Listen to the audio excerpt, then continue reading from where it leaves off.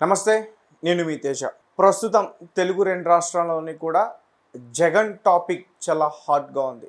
ముఖ్యంగా ఆంధ్రప్రదేశ్ మాజీ ముఖ్యమంత్రి జగన్మోహన్ రెడ్డి లిక్కర్ స్కామ్లో అరెస్ట్ అవ్వబోతున్నారా?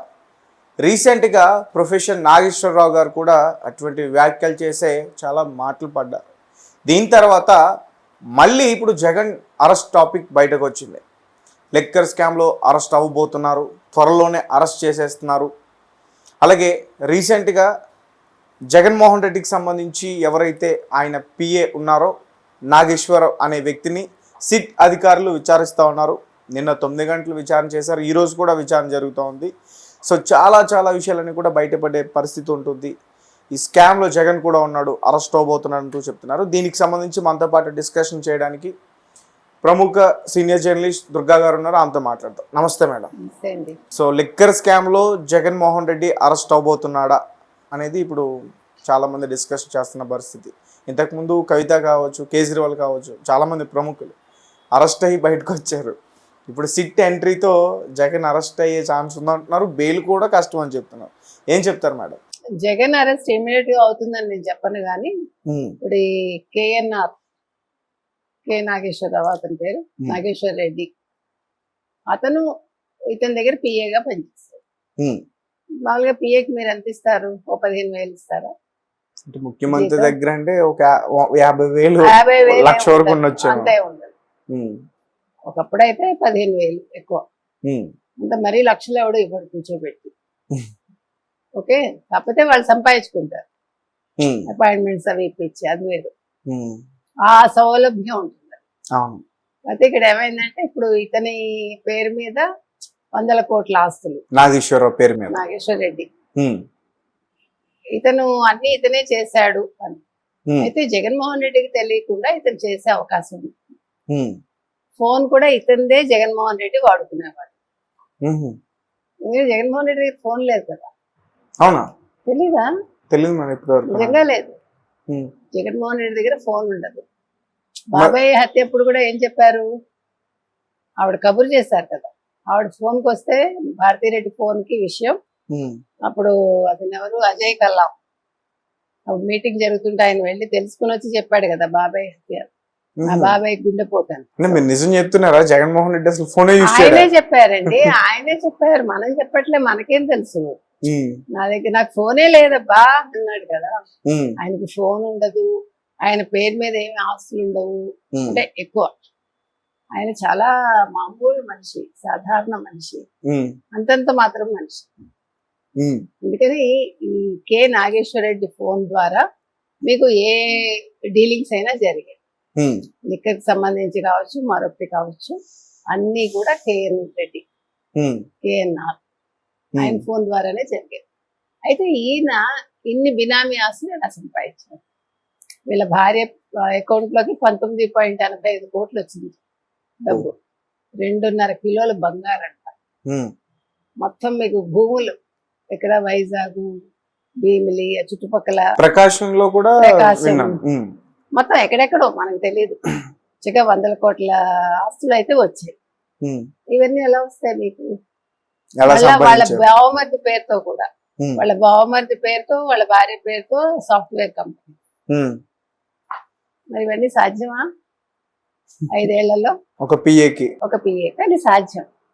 జగన్మోహన్ రెడ్డి కాబట్టి, జగన్మోహన్ రెడ్డికి తెలియకుండా జరిగితే జగన్మోహన్ రెడ్డి బతకనిస్తాడా?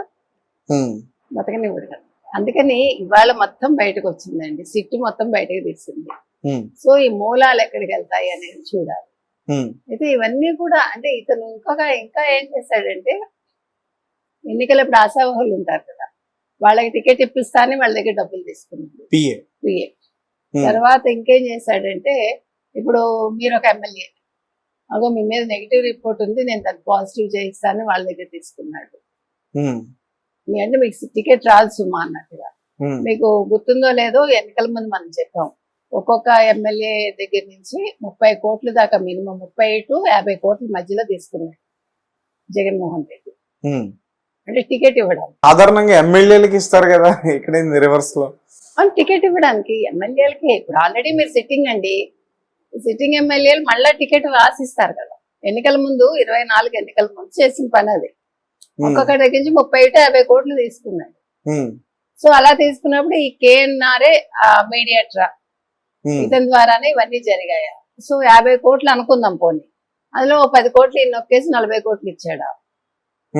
తెలియదు కదా, ఎనీథింగ్ మై హ్యాపెన్. అదే ఇప్పుడు భార్య పైన అంత అకౌంట్ లో డబ్బులు అలా ఎలా? అమెరికాలో కూడా వీళ్ళకి కంపెనీస్ ఉన్నాయి, సాఫ్ట్వేర్ కంపెనీస్. అంత ఈజీ నాది మరి అది మనకు తెలియదు. కాబట్టి ఇప్పుడు ఇవన్నీ బయటకు వస్తాయి. ఇప్పుడు మళ్ళా అతను ఎవరు, పుత్త శివశంకర్ రెడ్డి, ఆయన ఈయనకి బినామీ, ఎవరికి? వైఎన్ఆర్ కి. అతనికి ఇంకొక బినామీ చైన్ సిస్టమ్. మీకు మామూలుగా హోటల్స్ అవి మీకు చైన్స్ తెలుసు, స్కూల్స్, హోటల్స్ చైన్ సిస్టమ్ ఉంటుంది, అంటే ఫ్రాంచైజీ.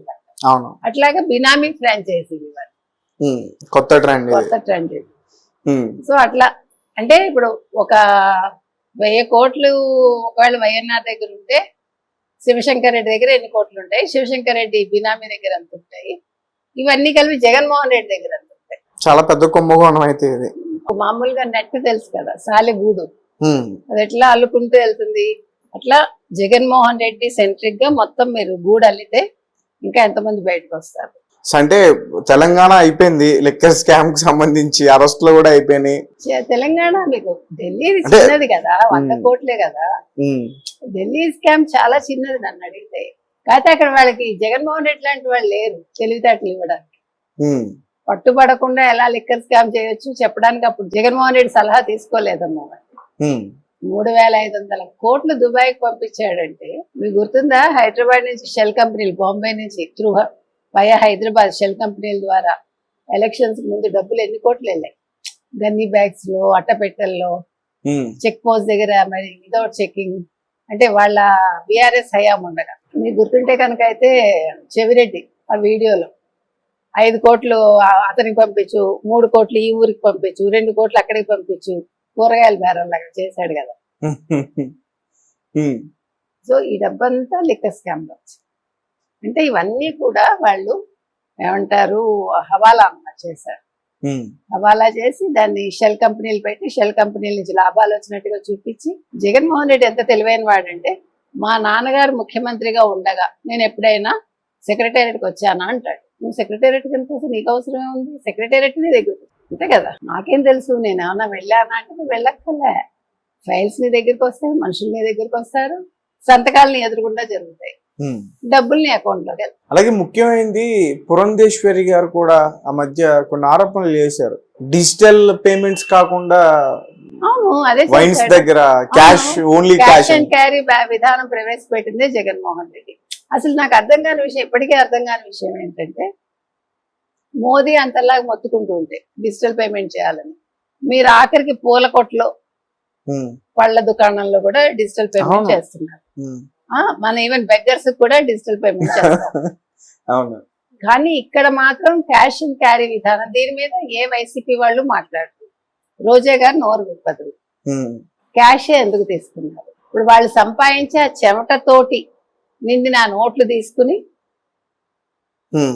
అంతే కదా, అంటే వాళ్ళ చెమట చుక్కతో తడిసిన నోట్లని జగన్మోహన్ రెడ్డి వాడుకున్నాడు. దాని ఫలితం ఉండాలి కదా, ఆయన జైలుకి వెళ్ళాలి కదా. మరి మనం అడిగేది అది. ఇవాళ మీరు వైఎన్ఆర్ని అరెస్ట్ చేస్తే మొత్తం బయటకు వస్తాయా? వైఎన్ఆర్ కుటుంబాన్ని అరెస్ట్ చేస్తే మొత్తం బయటకు వస్తాయా? శివశంకర్ రెడ్డిని అరెస్ట్ చేస్తే మొత్తం వస్తాయా? సరే, వీళ్ళందరూ కలిపి జగన్ పేరు చెప్తారా చెప్పరా? జగన్ అరెస్ట్ అంటే ఊరికే అరెస్ట్ అయిపోతే లాభం లేదు కదా. ఇప్పుడు ఇవాళ అరెస్ట్ అయ్యి రేపు బయటకు రావడం కాదు లెక్క, అది ఎప్పుడో జరిగేది కావాలనుకుంటే. అలాగా ఇప్పుడు అరెస్ట్లు చేయటం ఈ కూటమి ఉద్దేశం కాదు కదా.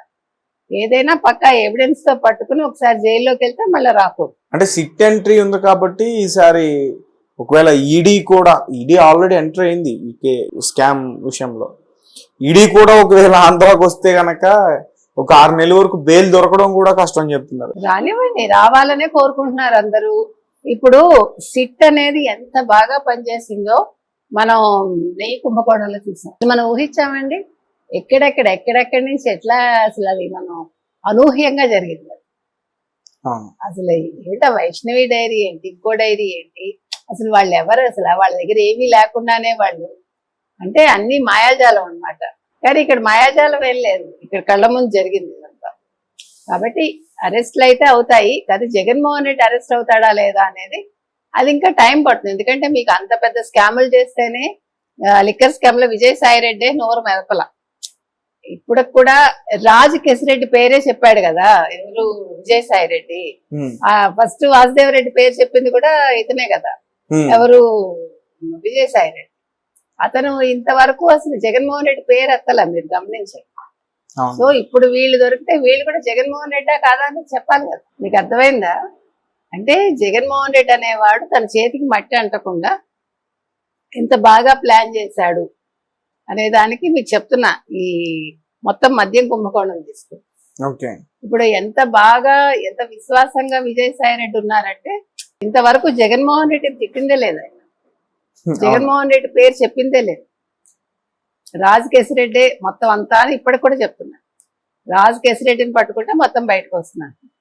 మరి ఇప్పుడు ఈ వైఎన్ఆర్ విషయంలో కూడా రాజు కెసిరెడ్డి పాత్ర ఏంటి, రాజు కెసిరెడ్డికి తెలిసే జరిగాయా, ఇవన్నీ బయటకు రావు. Right, thank you madam.